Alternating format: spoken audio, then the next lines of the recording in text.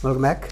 Government jobs को लेके कुछ मिथक हैं एक आम भारतीय मन में, कुछ ऐसे मिसकंसेप्शंस हैं जिनको मैं आज आपसे डिस्कस करने वाला हूँ। सबसे पहले, हर गवर्नमेंट एस्पिरेंट या तो उसके मन में डाल दी जाती है या समय के साथ उसे समझ आ जाती है चीज़ कि सरकारी नौकरी मिलते ही ज़िंदगी सेट हो जाती है। सबसे पहली बात, 2025 के ज़माने में अगर आप ज़िंदगी सेट करने के लिए जॉब करें तो थोड़ा सा डिफ़िकल्ट होने वाला है। मैं गवर्नमेंट जॉब्स के अगेंस्ट नहीं हूँ, मैं जस्ट डिस्कशंस कर रहा हूँ। सरकारी नौकरी मिलते ही ज़िंदगी सेट नहीं होती है। आपको स्थिरता और सुरक्षा मिलेगी, लेकिन ज़िंदगी सेट होने का मतलब ये नहीं है कि अब आप फिर बैठ नहीं सकते और आपको राजा की तरह खाली एक जगह पे बैठ के कोई आके खिलाएगा। ट्रांसफ़र होते हैं, काम का बोझ होता है, पॉलिटिकल प्रेशर्स है, प्रमोशन भी बहुत लेट होते हैं, नई स्किल्स आप नहीं सीख पाते, करियर स्टैगनेंट हो जाता है। तो अगर आप बहुत कुछ अचीव करना चाहते हैं ज़िंदगी में तो गवर्नमेंट जॉब आपको एक डिसअपॉइंट करेगा, क्योंकि ये पहले दिन से आपको एक इंप्रेशन दे देता है कि अब आपकी ज़िंदगी सेट है। ऐसा होता नहीं है प्रैक्टिकल में। सेकंड, सरकारी नौकरी में कोई काम नहीं करना पड़ता। ये एक बहुत बड़ा झूठ है। मेरे कई जानकार ऐसे हैं जो सरकारी नौकरी में हैं और इस झूठ को वो सहमत होंगे कि सरकारी नौकरी में पिछले कुछ सालों में प्रेशर इतना ज़्यादा बढ़ गया है जितना आपको बताया नहीं जाता कोचिंग संस्थानों के द्वारा, अखबारों के द्वारा या आपके सोशल मीडिया के माध्यम से। अगर आप काम करना चाहते हैं कोई प्रॉब्लम नहीं है, काम करिए, बल्कि यही तरीका होता है। सरकारी सेवा एक ज़िम्मेदारी भी है, आप समाज की भी सेवा करते हैं तो काम करना पड़ता है। काम नहीं करना पड़ता है ये एक मिसकंसेप्शन है, काम करना पड़ता है। स्पेशली बैंकिंग हो गया, एजुकेशन हो गया, एडमिनिस्ट्रेशन हो गया, पुलिस और हेल्थ में तो मतलब प्राइवेट सेक्टर के जैसे ही बिल्कुल लोड है आज की तारीख में, ऐसी हालत है। तीसरा मिसकंसेप्शन है, एक बार सरकारी नौकरी मिल गई तो कोई नहीं हटा सकता। आज से शायद 20 साल पहले ऐसा होता होगा, लेकिन अब हमने देखा है कि IAS, IPS, सेक्रेटरी लेवल तक के लोगों को कंपलसरी रिटायरमेंट भारत सरकार दे रही है। अब हायर एंड फायर का कंसेप्ट तो अभी तक इतना नहीं आया है सरकारी जॉब में, लेकिन कोई हटा नहीं सकता, ऐसा नहीं होता है। अगर आप बहुत ज़्यादा एक लापरवाही कर देते हैं, भ्रष्टाचार कर देते हैं, या आपकी परफॉर्मेंस में लगातार कमी आ रही है। आजकल परफॉर्मेंस क्या मतलब रेगुलरली वो लोग टेकअप करते हैं, there is a procedure to rate your rating performance. तो अगर आप इन सारी चीज़ों को केयरलेसली करेंगे तो सरकारी नौकरी में भी आपको निकाला जा सकता है। ये फैक्ट है, आप किसी भी सरकारी नौकरी से पूछ लीजिएगा, ये फैक्ट है, लोगों को निकाला जाता है, टर्मिनेट किया जाता है। सरकारी नौकरी में प्रमोशन ऑटोमेटिक होता है, ये भी एक मिसकंसेप्शन है।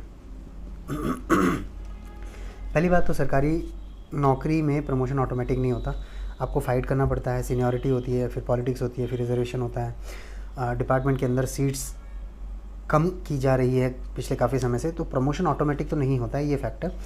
एक समय के बाद आपको आपके कैडर से लात मार के अगले कैडर में डाल दे तो बात अलग है, वरना प्रमोशन ऑटोमेटिक नहीं होता। It takes time and it takes courage plus preparation, और काम भी करना पड़ता है प्रमोशन के लिए।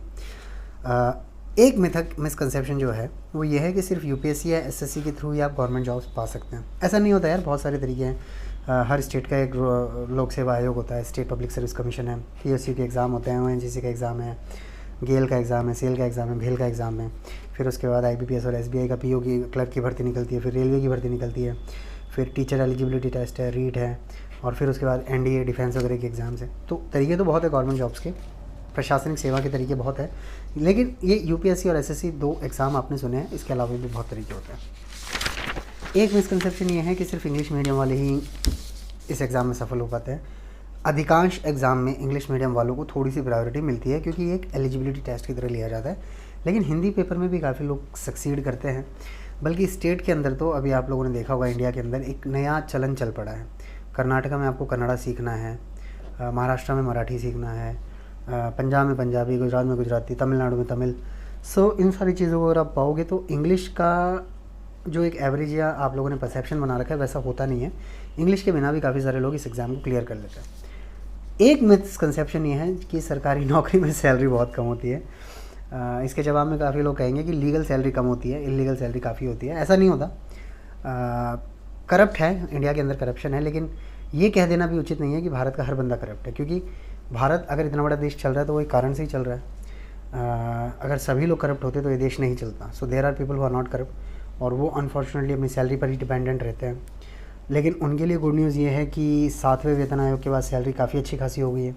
अब भाई 8वां वेतन आयोग भी लगने वाला है, अभी लगेगा नहीं लगेगा ये तो भविष्य बताएगा, लेकिन पाइपलाइन में है। इसके साथ मेडिकल मिलता है, HRA, DA, travel allowance, deputation allowance, हज़ारों तरह के अलाउंसेस होते हैं। उसके बाद पेंशन भी मिलता है। ओल्ड पेंशन की जगह न्यू पेंशन स्कीम आई है, लेकिन पेंशन स्कीम तो है।